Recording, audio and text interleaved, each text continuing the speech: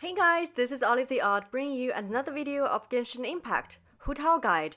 This video consists of 4 parts. First, Hu Tao's skills and her attack bonus increase mechanism explained.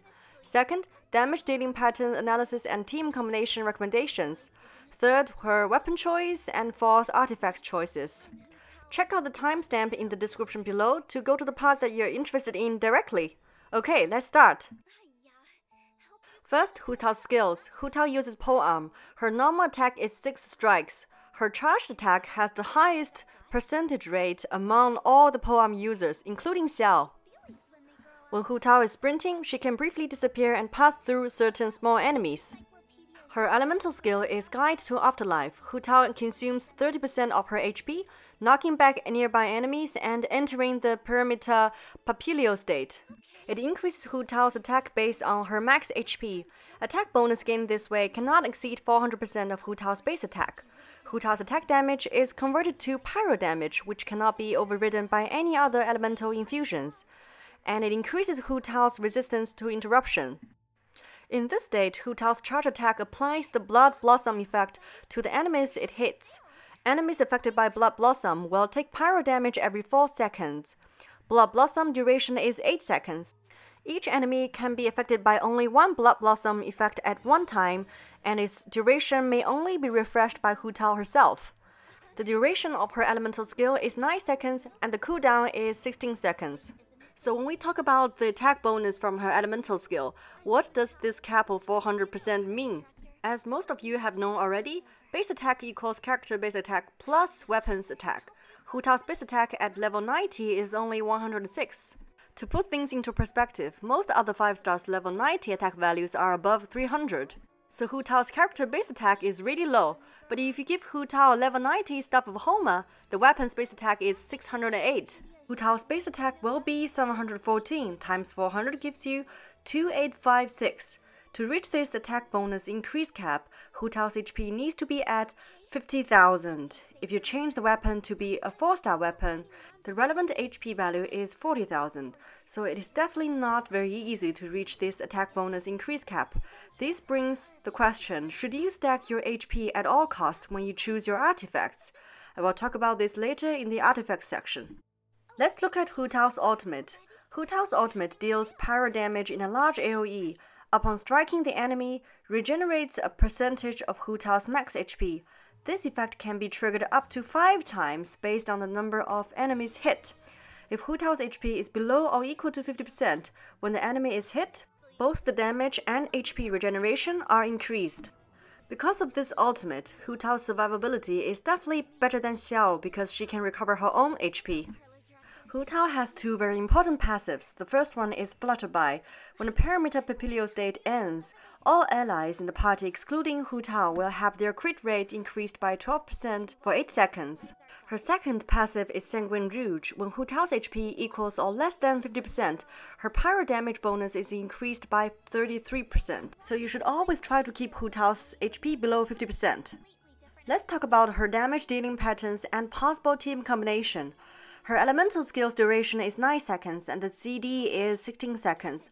If you compare this with Child, whose elemental skill's max duration is 30 seconds with a max cooldown of 45 seconds, Hu Tao's active time versus downtime ratio is a bit lower. So it is good to pair her with someone who can actively deal damage but also has downtime, like Child. When her elemental skill ends, the cooldown still has 7 seconds left. That's when you should switch to another character. The other character will deal damage with increased crit rate for 8 seconds due to Hu Tao's passive Flutterby. After you have used the other characters for 7 seconds, Hu Tao's elemental skill is back, so you could switch back to Hu Tao and crush your enemies again. Another good character for Hu Tao is Xingqiu. Hu Tao's Blood Blossom burns enemies every 4 seconds. With Xingqiu's elemental skill and burst in the background, you can have some pretty high vaporized damage. Hu Tao is the strongest when her HP is less than 50%. I suspect that she won't be able to commit suicide with her elemental skill, same way that Xiao cannot die from his ultimate. But still, she can be relatively vulnerable when her HP is less than 50%. So I recommend to have Zhongli, Noelle or Diona on the team to provide shield for Hu Tao to increase her survivability. Having a shield on Hu Tao also means less interruptions, and that means more damage output. Now let's talk about Hu Tao's weapon. If possible, get the Stuff of Homa, which is really designed for Hu Tao. But if you don't have the Stuff of Homa, other choices like Vortex Vanquisher, Primordial Jade Wind Spear, or the 4-star weapon Deathmatch are all compatible with Hu Tao. Now the last part, artifacts. 2 things you need to decide: which set do you want to use, and which main stats should you choose for the clock, goblet, and circlet. Let's talk about the sets first. Depending on your team combination, I recommend you to use the Retracing Bowlight, Lava Walker, or the Crimson Witch of Flames. I'll explain why, and which is the best set for you. Retracing Bowlight increases Hu Tao's survivability significantly while giving her 40% boost on her normal and charge attack. If you have Zhongli teaming up with Hu Tao, I would no doubt use this set because Zhongli can keep his shield up for Hu Tao constantly without any interruptions, so the effect of this set is maximized. If you use Noelle or Diona instead of Zhongli, use Sacrificial Greatsword or Sacrificial Bow on these support characters would also increase the shield coverage on Hu Tao.